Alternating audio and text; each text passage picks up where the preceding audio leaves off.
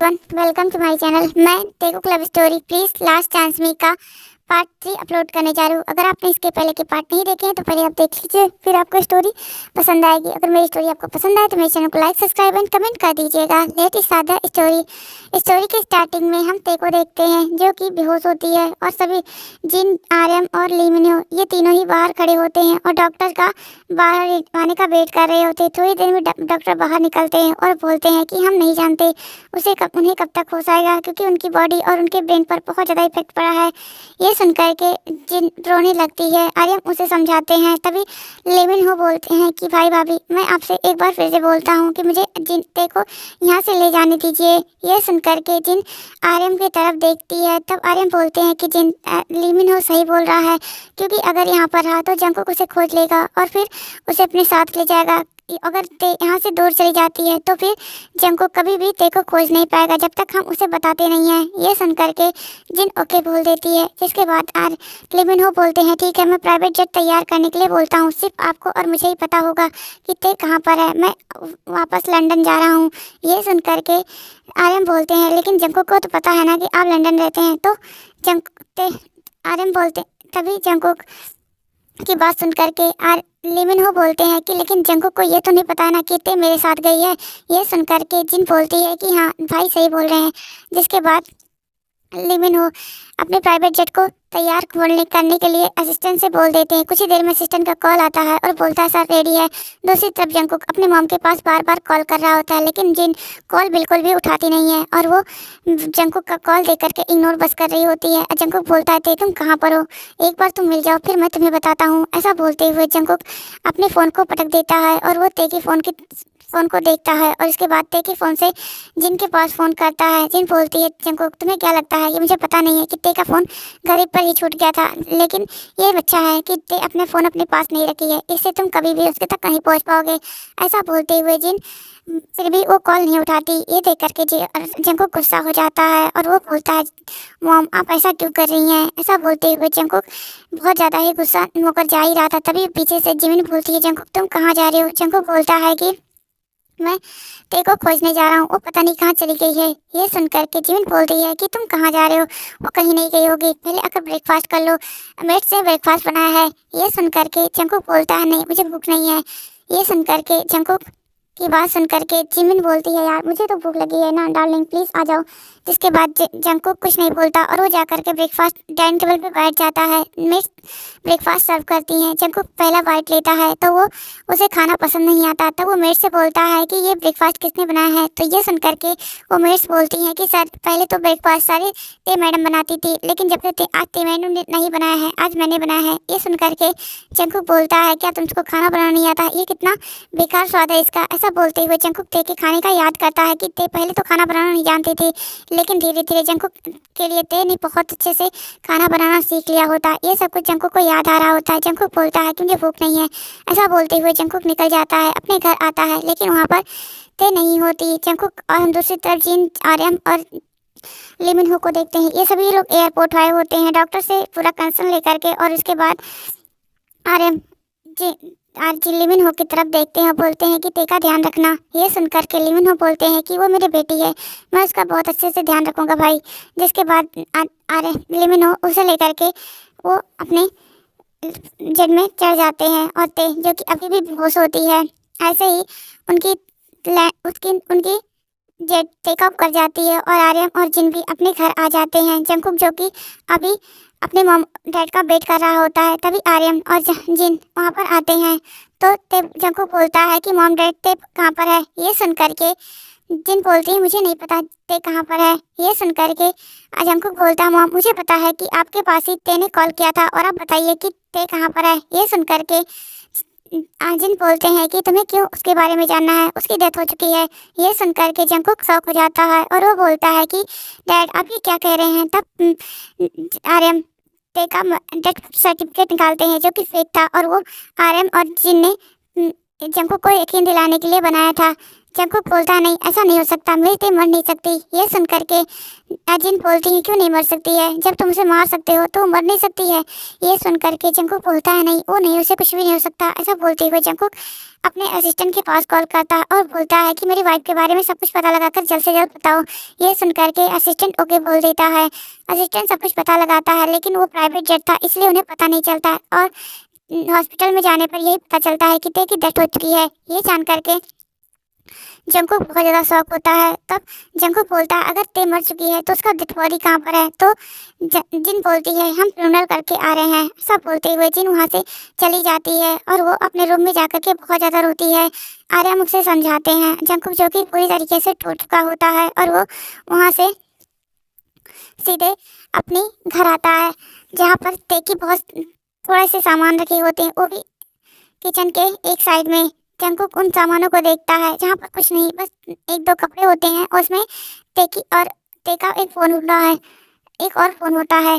Jungkook उस phone को देखता है तो उसमें सिर्फ उसके मॉम डैड और उस जेहोप और जेनी और इन्हीं से का फ़ोटो होता है। तभी जंकुक जेहोप के पास कॉल करता है और बोलता है जंकुक जेहोप ते कहाँ पर है। ये सुन करके जेहोप बोलता है कि सर मुझे नहीं पता ते कहाँ पर है, उसको तो आपके शादी के बाद से मेरे पास कभी कॉल ही नहीं की थी। ये सुन करके जंकुक बहुत ज़्यादा शॉक हो जाता है और उसके बाद वो जेनी के पास कॉल करता है। जेनी बोलती है कि सर मुझे नहीं पता ते कहाँ पर है, और वैसे भी अगर मुझे पता भी होता तो मैं आपको कभी नहीं बताती, लेकिन मुझे नहीं पता है। ऐसा बोलते हुए जेनी कॉल कट कर देती है। जंकुक बोलता है सभी लोग मुझसे छुपा क्यों रहे, ते को कुछ नहीं हो सकता। ऐसा बोलते हुए जंकुक बहुत ज़्यादा ही गुस्से में बैठा होता है। तभी उसके पास जिमिन आ जाती है। जिमिन बोलती है जंकुक तुम क्या कर रहे हो बेबी। ये सुन करके जंकुक जिमिन की तरफ देखता है और वो गुस्से से उसका गला पकड़ लेता है और वो बोलता है ये सब कुछ तुम्हारी वजह से हो रहा है। ये सुन करके जिमिन बोलती है मेरी वजह से क्या हो रहा है, तुम खुद मेरे क्लोज आए थे, ना कि मैंने तुम्हें शेड्यूल किया था। ये सुन करके जंकुक बोलता है तुम मेरी लाइफ में वापस आई क्यों, जब तुम मुझे छोड़ करके चली गई थी। अगर तुम मेरी लाइफ में वापस नहीं आती तो मैं अपने ते को इतना ज़्यादा हर्ट नहीं करता। ये सुन करके जिमिन बोलती है क्या तुम उसके पहले उसे हर्ट नहीं करते थे, ना मेरे आने के पहले। ये सुन करके जंकुक शांत हो जाता है और वो याद करता है किस तरह वो हमेशा ते को आते जाते पीटा करता था, उसे मारा करता था, और ये सब कुछ याद करके जंकुक रोने लगता है। जिमिन बोलती है अगर वो इस दुनिया से चली गई है तो क्या हुआ, मैं तो तुम्हारे पास हूँ ना, हम दोनों शादी कर लेते हैं और एक साथ रहेंगे। ये सुन करके जंकुक बोलता है ते मेरी वाइफ थी और हमेशा मेरी वाइफ रहेगी, किसी कोई भी ते की जगह नहीं ले सकता, और तुम तो अब मेरे घर से बाहर निकल जाओ। ऐसा बोलते हुए जंकुक जिमिन को घर से बाहर निकाल देता है। सुगा को देखते हैं, सुगा जो कि जेहोप के पास बैठा होता है। सुगा बोलता है कि जेहोप मैं अपनी लाइफ में कुछ अलग करना चाहता हूँ, क्या तुम मेरी हेल्प करोगे। ये सुनकर के जेहोप बोलता है कि क्या क्या तुम करना चाहते हो। तब बोलते हैं कि मैं एक छोटी सी अपनी कंपनी खोलना चाहता हूँ। ये सुनकर के जेहोप बोलता है मेरे पास कुछ ज़्यादा पैसे तो नहीं है, लेकिन मेरा मैंने एक रेस्टोरेंट खोला था, तुम उस पर काम कर सकते हो पार्टनरशिप की तरफ से। ये सुन करके सुगा बोलता है ठीक है। इसके बाद जेहोप के उस में थोड़ा सा पैसा सुगा भी लगाता है, और इसके बाद उनका जो छोटा सा जेहोप का छोटा सा रेस्टोरेंट था वो अब बड़ा हो गया होता है, और वो उसमें जेहोप और सुगा मिलकर ही पार्टनरशिप कर रहे होते हैं। धीरे धीरे टाइम बीतता जा रहा होता है। दूसरी तरफ ते जो कि अपनी लाइफ में आगे बढ़ चुकी होती है और वो एक लिविन होके कंपनी में एज अ सीईओ काम करने लगी होती है। ते के पास बिजनेस माइंड था और वो पूरे तरीके से लिविन हो के बिजनेस को बहुत अच्छे से ग्रोथ में ले जा रही होती है। लिविन हो बोलते बेटा तुम तो बहुत ज़्यादा स्मार्ट हो, तुम तो सच में मेरी ही बेटी हो। ये सुनकर के ते हंसती है और बोलती है कि अंकल आप ऐसा क्यों बोल रहे हैं।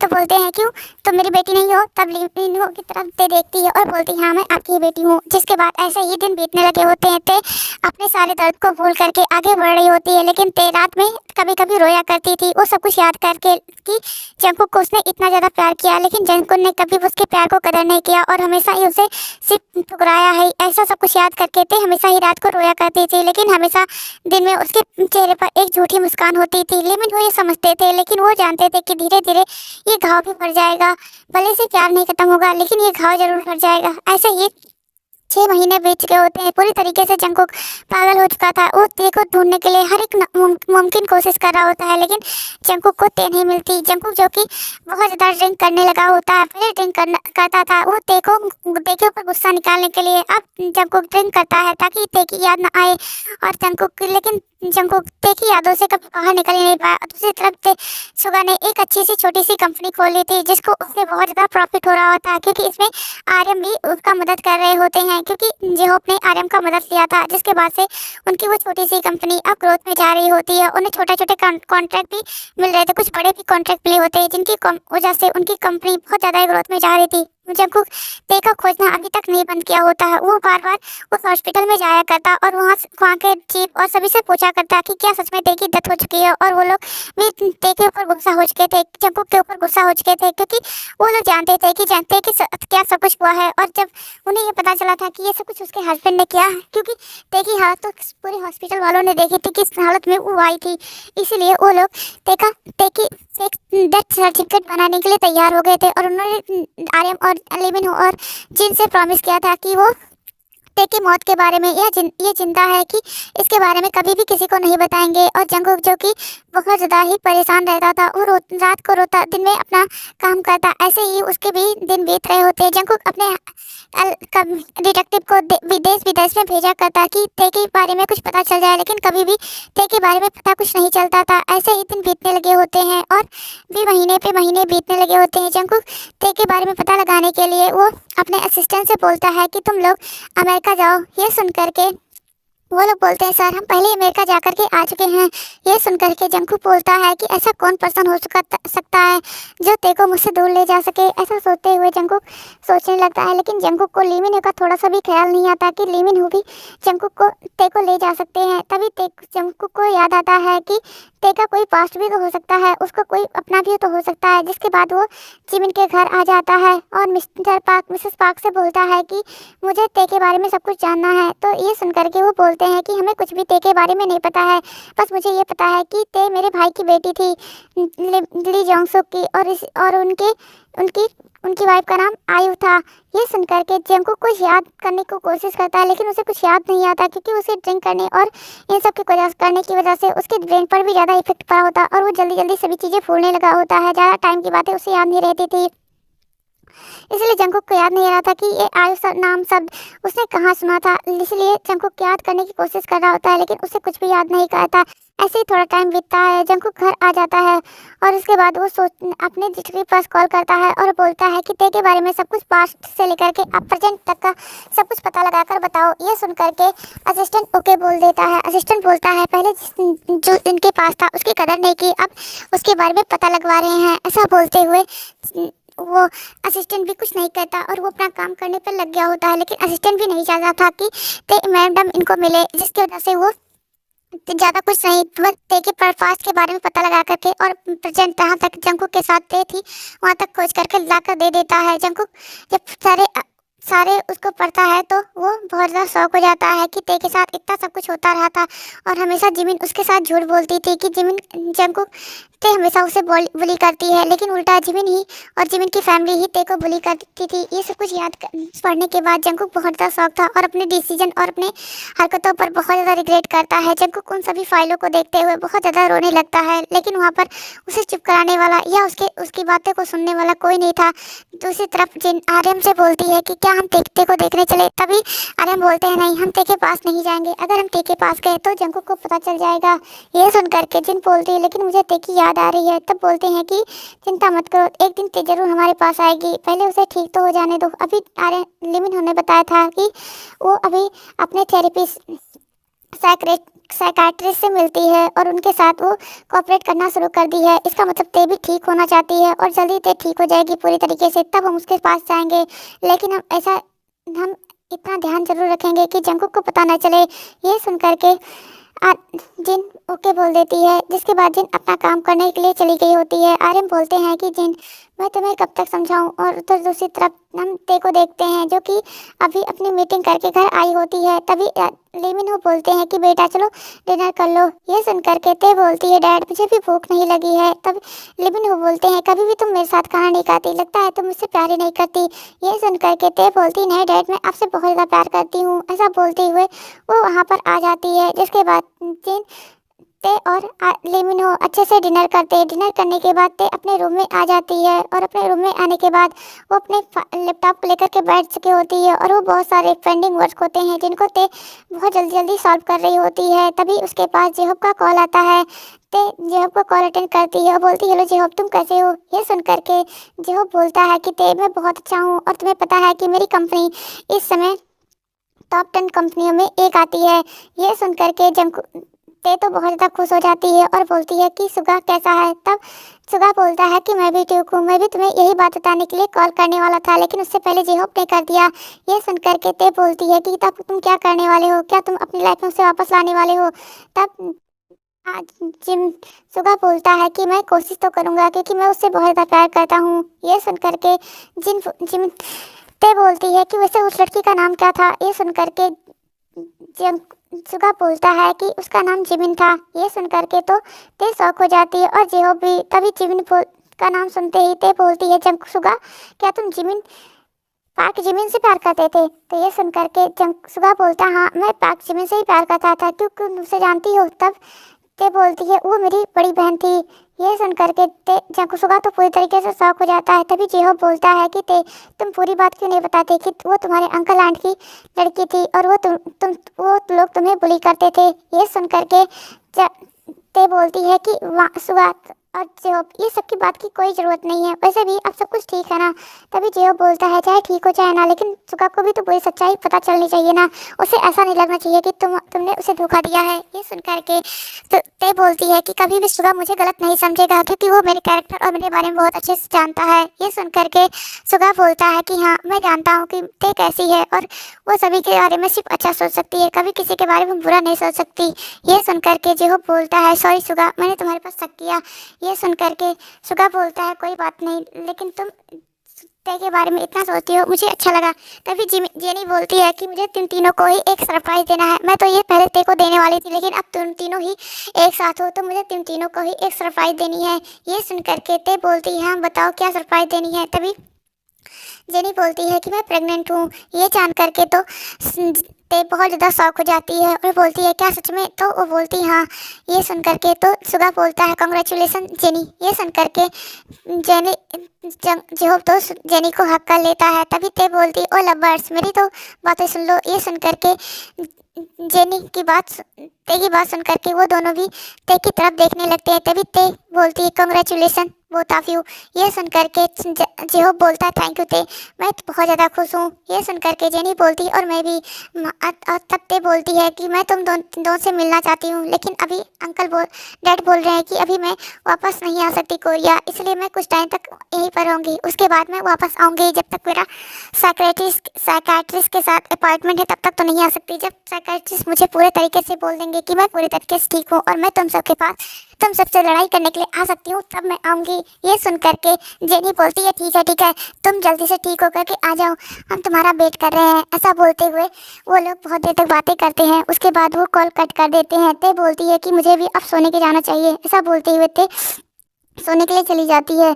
ऐसे धीरे धीरे टाइम बीतता जा रहा होता है। ते अपनी कंपनी को लंदन में फर्स्ट पोजीशन पे ला चुकी होती है। ते बोलती है कि मैं बहुत ज़्यादा खुश हूँ, अब मुझे एक बहुत बड़ी सी पार्टी देनी है। ये सुन करके लेमिन बोलते हैं, नहीं ते, अभी तुम ऐसा कुछ भी नहीं करोगी, तुम मीडिया या इन सब से बहुत ज़्यादा दूर रहोगी। मैंने कितनी बार समझाया है कि तुम जंगकुक की नज़रों में नहीं आ सकती।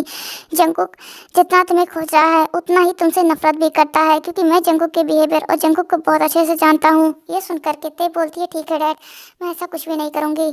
तभी ते बोलती है, लेकिन तब आपको ही कल जाना होगा, क्योंकि कल लिविन होगा, मतलब कल हमारी कंपनी का एक प्रेस कॉन्फ्रेंस है। ये सुन करके लिविन हो बोलते हैं, ठीक है मैं चला जाऊंगा, लेकिन तुम कल घर पर रहोगी, कल तुम कहीं भी नहीं जाओगी। ये सुन करके ते बोलती है, ठीक है डैड, मैं नहीं जाऊंगी। जिसके बाद ते अपने काम करते हुए वहाँ से अपने स्टडी रूम में आ जाती है और अपना काम करने लगती है। लिविन हो बोलते हैं, ते मैं कैसे समझाऊँ तुम्हें, मैं तुम्हें खो नहीं सकता, क्योंकि मैं तुमसे बहुत ज़्यादा प्यार करता हूँ, तुम मेरी ज़िंदगी बन गई हो।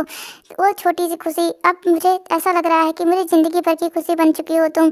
मैं आयु से इतना ज़्यादा प्यार करता था, इसलिए मैं कभी भी अपनी लाइफ में किसी दूसरे को ला नहीं पाया। और दूसरी तरफ ली जॉन सुक, जो कि आयु से इतना प्यार करता था, वो इसलिए तो ली जॉन सुक इस दुनिया में ना होने के बाद भी तुम्हारे और मेरे प्यार और मेरी आयु की लाइफ में जिंदा है। और आयु, तुम तो मेरे बिना बारे में सोचे ही, तुम अपनी बेटी को बारे में भी नहीं सोची, अपने हस्बैंड के पीछे पीछे चली गई। ऐसा बोलते हुए ली लिमिन हो रोने लगते हैं, जिसके बाद लिमिन हो अपने रूम में आ जाते हैं और वो रेस्ट करने लगते हैं। ऐसे ही सुबह होती है और वो ली जॉन सुक और ते दोनों ब्रेकफास्ट कर रहे होते हैं। ली जॉन सुक ते की तरफ देखते हैं और बोलते ते प्रॉमिस करो तुम आज कहीं नहीं जाओगी। ये सुन करके ते ओके बोल देती है और वो बोलती है ठीक है अंकल, ठीक है डैड, मैं प्रॉमिस करती हूँ कि मैं घर से बाहर कहीं नहीं जाऊँगी। ये सुन करके ली जॉन सुक बहुत ज़्यादा खुश हो जाते हैं। उसके बाद वो वहाँ से अपने प्रेस कॉन्फ्रेंस के निकल जाते हैं। और दूसरी तरफ हम जंगकुक को देखते हैं। जंगकुक के पास उसके असिस्टेंट का कॉल आता है, मतलब उसके डिटेक्टिव के पास कॉल आता है कि सर हमें ते मैम का पता चल चुका है, वो अभी लंदन में है। ये सुन करके तो जंगकुक बहुत ज़्यादा खुश हो जाता है और वो बोलता है क्या सच में? तो बोलते हैं हाँ, हमने अभी जल्दी पता चला है कि वो लंदन में है, लेकिन वो किसके साथ रहती हैं ये कुछ पता नहीं चला है, हम जल्दी ये भी पता लगा कर बता देंगे।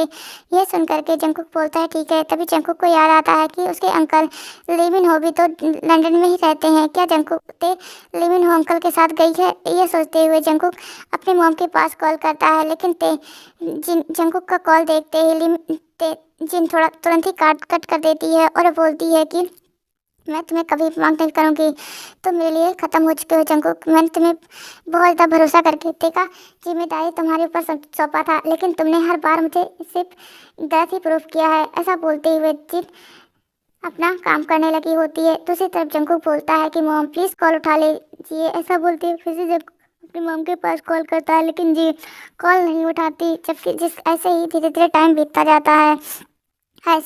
जंगकुक बोलता है कोई बात नहीं, कोई नहीं बताएगा, मैं खुद ही पता लगा लूँगा। ऐसा सोचते हुए जंगकुक अपने ऑफिस आ जाता है और अपना काम करने लगा होता है। डिटेक्टिव उसके पास कॉल करता है और बोलता है सर हमें अभी इसके बारे में कुछ भी पता नहीं चला और लगता है कि ते मैडम अपने आप को बहुत अच्छे से छुपा रही हैं, इसलिए उनके वो किसके साथ रहती हैं, क्यों रह रही हैं, ये सब कुछ पता नहीं चल रहा है, या उनके लाइफ में कोई है, ये सब कुछ नहीं पता चल रहा है।